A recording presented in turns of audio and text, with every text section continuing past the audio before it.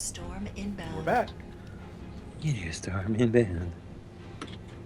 Oh my god, I'm almost dead. Oh, shit. That's how you start an episode. I'm out of the thing. Oh, you got a thing up there, don't you? Yeah. It's okay. So in the last episode, you had asked me my gaming history. You're like writing a report on me. I got some of those like Game Fact website or something. A history of good. Well, started with Commodore, obviously. I think I told you that part before. Gamed through that, and we had an Intellivision at the house too. So we had like every game for that. I still have that somewhere.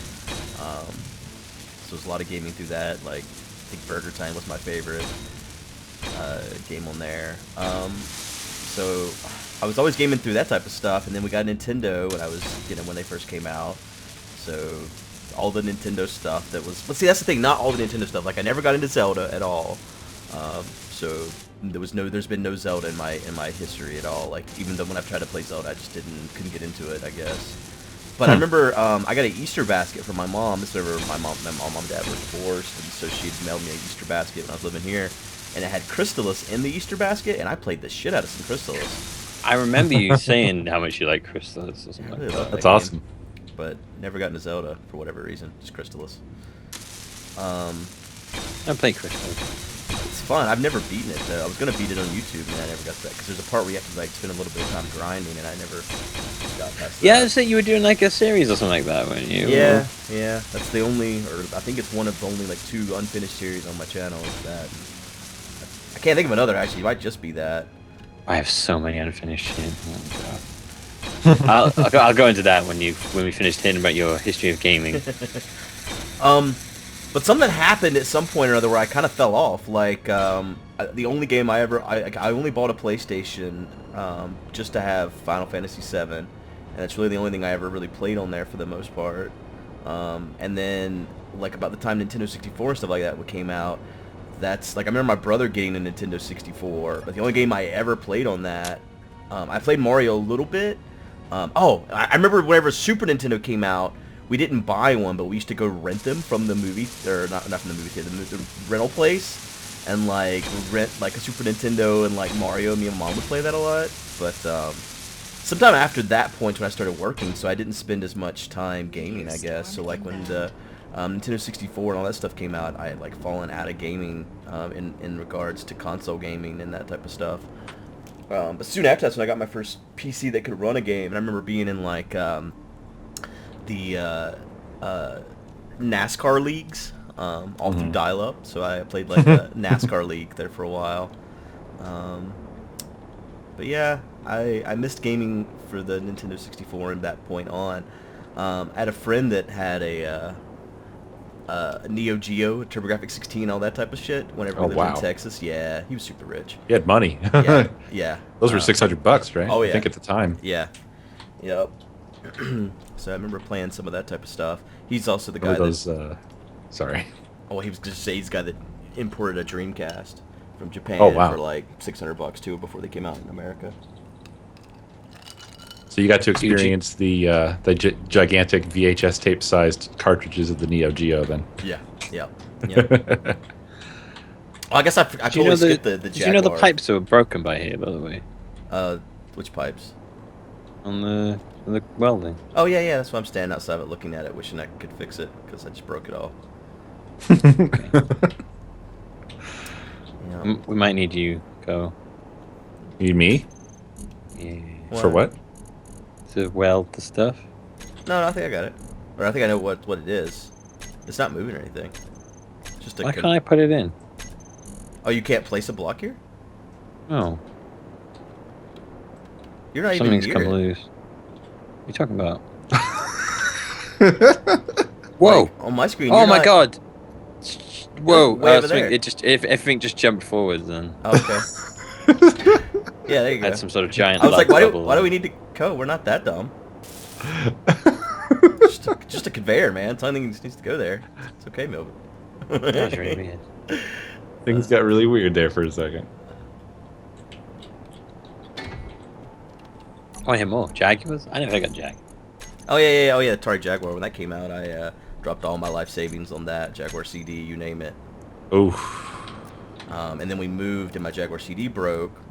And then later I bought a new one of those, and then it broke when we moved the next time. Like, every time I moved, some part of my Jaguar just broke whenever I got to the destination. It just wouldn't start anymore.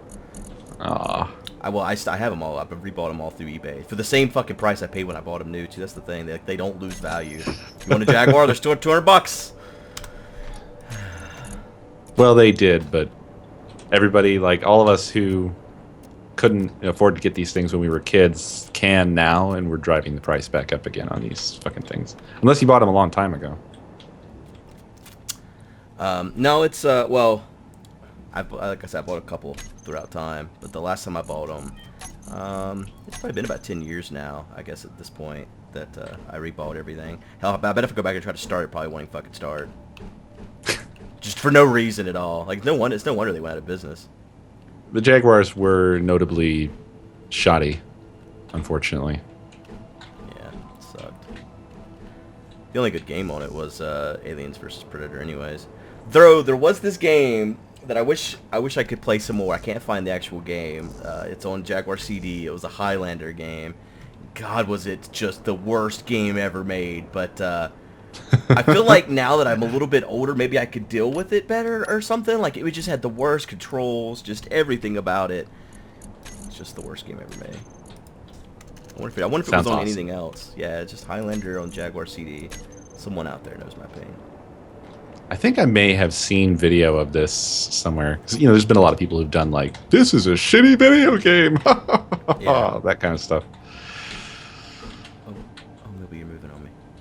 Sorry, I stood on it to see if I could stand on it without moving. But do you know what? Like, one of the first video games I remember playing, because when my parents owned this like bed making company, it was called like Bedwise or something like that, and before it like went under or whatever. But they used to take me with them all the time, loads when I wasn't in school or whatever. They used to take me there, and I had to spend like the day in their workplace. It was like a big building though, so I could like wander around and go on my little adventures. I'm so sorry. He's gonna kill him. Well, I'm not. Are you back? I don't think he left. I think he's here. He's just listening. I'm not telling the story. I'm not telling the story about Co. I'm here. I'm just muted because of the dog. Oh, See? it's not his name. Right. No, it was. What was I saying? Yeah. So it was this game. It was just to play. It was like from these old. It was like the old DOS computers. Mm-hmm. And with I didn't get into PC gaming at all until I started doing YouTube. Funny enough, because I never had a PC that would run any sort of decent games. I think that before then, like the most PC games I played were like these crappy like clicking adventure games that I hate now. But yeah. What was I saying? Yeah, it was just like I can't write. I've looked for this game for such a long time, and I can't remember what it was called, and I've never been able to find it. What was it like? Right, you were this like with such crappy graphics, because it was a DOS game. It was also I think I played one of the not Castlevania, one of the Wolfenstein sort of rip-offs, one of the many ones that appeared. All those games that appeared after Wolfenstein did and stuff like that. Not Wolfenstein. Actually, no, what wasn't Wolfenstein the first one? Doom? Was, Are you thinking of Doom? Doom, yeah. One of the many Doom sort of rip-offs that wasn't Doom. Right. Actually, I think it was Wolfenstein I was playing. Well, that's not a rip-off. Good lord. The old Wolfenstein. That was like Doom, wasn't it? Kinda. What? No. You're caught in a loop here, Milby. Go in circles. It was like, oh god. It was just blue walls, pretty much. Yeah. Well, the game I'm trying to think of, though, it was like you were this like white spaceman. You're totally white, and you collected these strange color things. Are you thinking of Marathon or something like that? See, it looked, the character kind of reminded me of Commander Keen, but I've looked at all the Commander Keen games, and I've never recognized any of them as the game that I played when I was a kid. Wait, were you in space and there was like little aliens too? Storm inbound. Oh, one of those pipes isn't working good. For fuck's sakes, why not? I wonder. I might have put the thingy down wrong. Oh, you did. You put the conveyor down wrong. Yeah, shit. No, I don't. It was no, but it was so there was like, it was kind of hard to tell where you were because of how crappy looking it was. Because there was a I've never- space game I loved on Commodore. You little white man. But that's What was it probably called? not I can't remember the name of it either. That's why that wasn't going to be any help. I went on this massive search for it, and I was just like, I can't find it. I've always wanted to find it because I've always wanted to go back and finish it because I could never beat it when I was a kid. But I'm a lot better than I was when I was a kid, so I think I could probably do it now. Maybe. I've always wanted to beat that game. Just wish I could remember what it was. Oh my god. But yeah, that was the first. That's the first one I can remember. And then I used to have this old. Oh god, it had Echo the Dolphin on it, but it wasn't the game Echo the Dolphin. It was like a weird. It used to have this weird Sonic thing. It was like this pad thing with a pen, and you could touch it, and it wasn't really a game, but it kind of was a game. It was like a book thing, and then you could touch it, and it would do what you did in the book on screen. It had Echo the Dolphin. We're losing him. Yep. Throw a rope. Oh god. Oh man. Yeah, and then I don't know. And then I remember getting Super Nintendo and Super Mario and the Super Mario All Stars. And then and then after that I was just like, oh my god, I love these games. These are great. And then I remember playing. I remember beating Bowser on Super Mario World for the first time and being super excited. And then my brother, who was very very young at the time, burst through the door. And my TV and Super Nintendo were in swinging distance of the door, and he burst open so hard that the door swung open and hit the Super Nintendo, and it froze and it erased itself. All the game did. Oh damn it!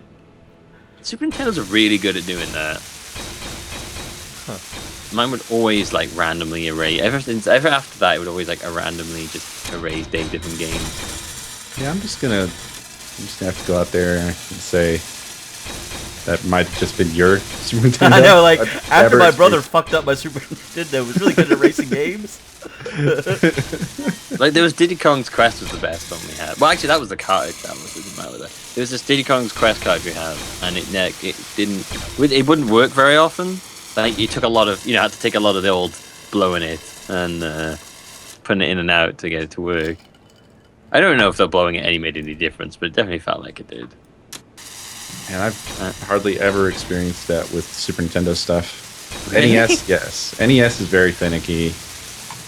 And oh man, all the time. I never kept them in boxes though, Super Nintendo games. I always kept them out of the actual cartridge out of the box. In this giant box of cartridges. They're pretty resilient.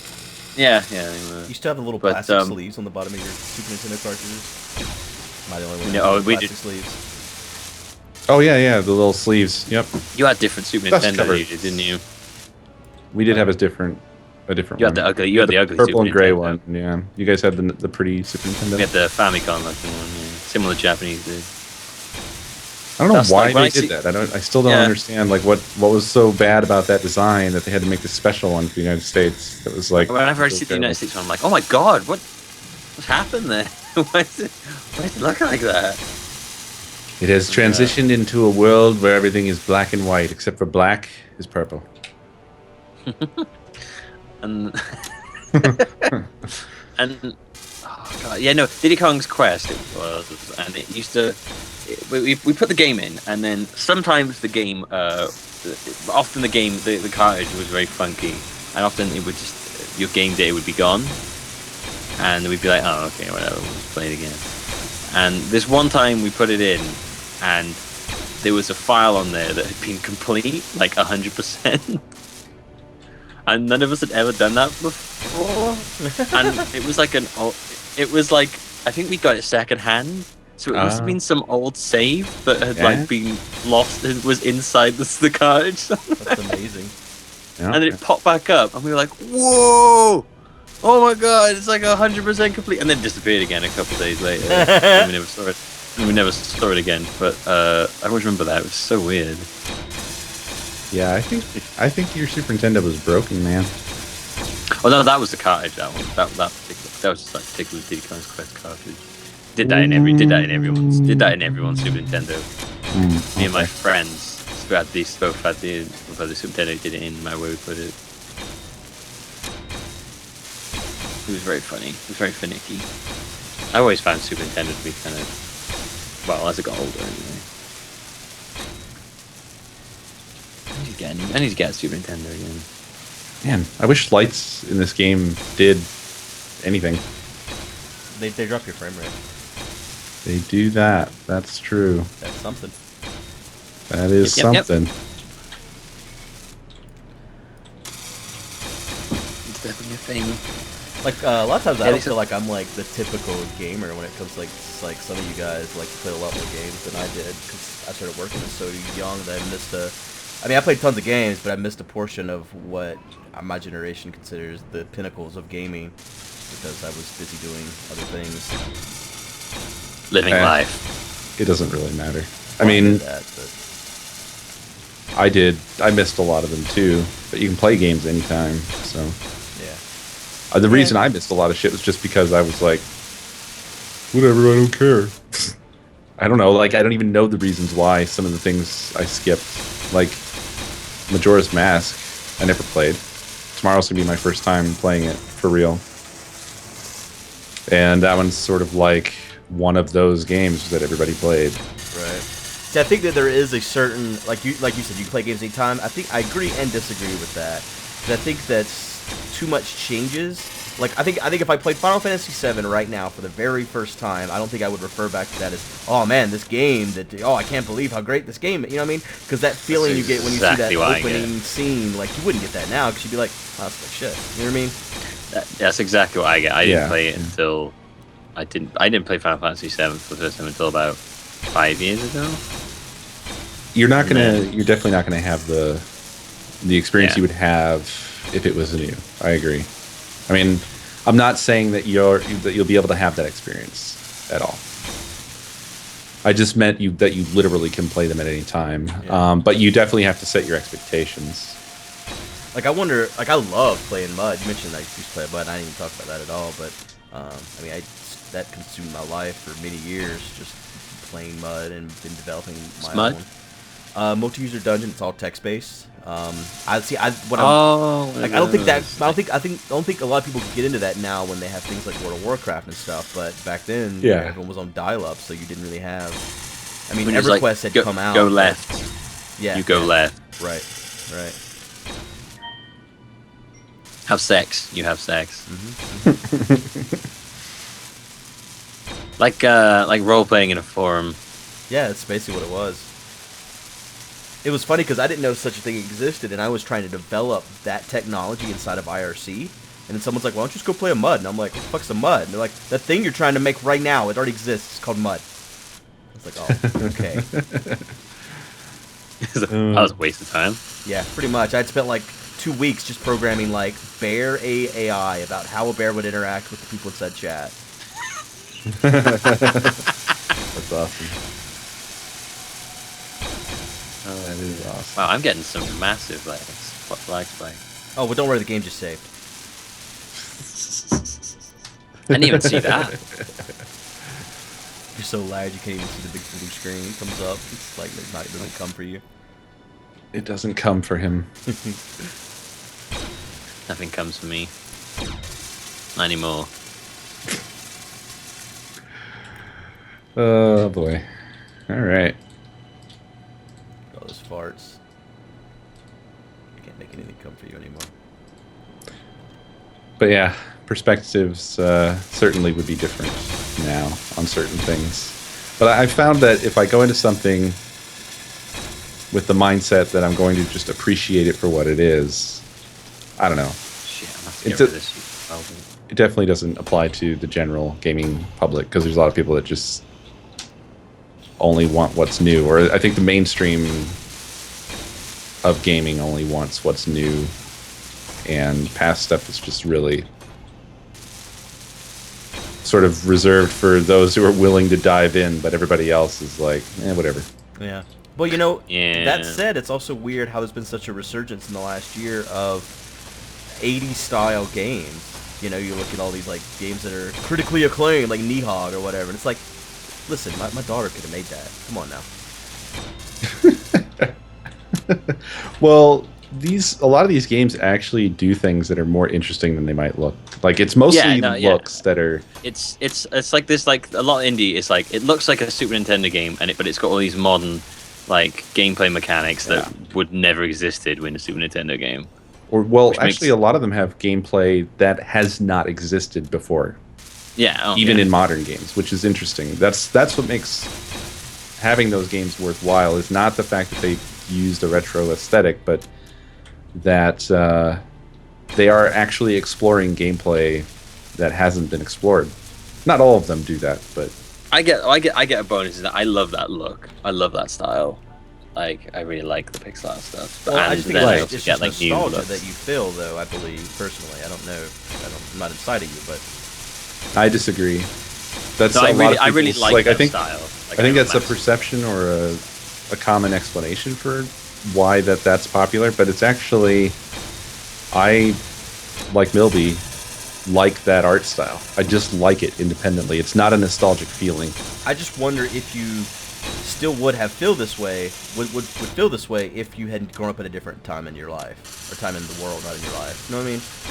I think that it contributes. I think that it contributes to a willingness to accept that art style. Yeah, because then you get a lot of people like, oh, what's the point of making all these games that look like they were all made for, like, old stuff? And you're like, what's wrong with that? But I can sort of tell, I can tell the difference between, like, rose-colored glasses and not. Like, there's games where I appreciate the sprite art and stuff like that, and it's not just because I grew up with sprite games. I think. Well, I guess what I'm saying is I wonder if we can even know. You know what I'm saying? Like, I believe you. It's unknowable. Right. Yeah, it's hard to say like how you would have been if you'd grown up totally different, basically. Right. Yeah. Well, there are certainly people out there who like absolutely hate that. Like they really, really don't like that. I don't know. Like I don't understand hating it the way some people do with like a really strong vitriol. But that exists as well. Sometimes it's kind of what you were saying about Majora's Mask, like, oh, you know, they hate it because they don't want it to be cool because they think it's cool because it's not really something that's new, but it's something being rehashed because of nostalgia. So they hate the idea of people liking this thing because they feel like the people are sheep or something like that. You know what I'm saying? So that is a tangled web. Yeah. What you're saying is they're hipsters. Yeah. Yes. Hipsters who like the mainstream. They're mainstream hipsters. Oh my god. Basking right now is just targeting the shit out of the Jody. Is it? Yeah. They're all pointed at this one turret on the Jody, and it's like scary. Sorry. Wow. Go ahead. Uh-oh. Oh yeah, you're right. Jesus Christ, why are they so mad at that one spot? Oh this is no. so weird to watch. What the fuck? Oh, so these... What's wrong with this turret, then? But yeah, I mean, it's really hard to say. I have no idea what the right answer is there. All these green lines, game saved. Like, I don't know. I don't know. Oh man. And with that, goodbye. Bye. I don't know. Goodbye.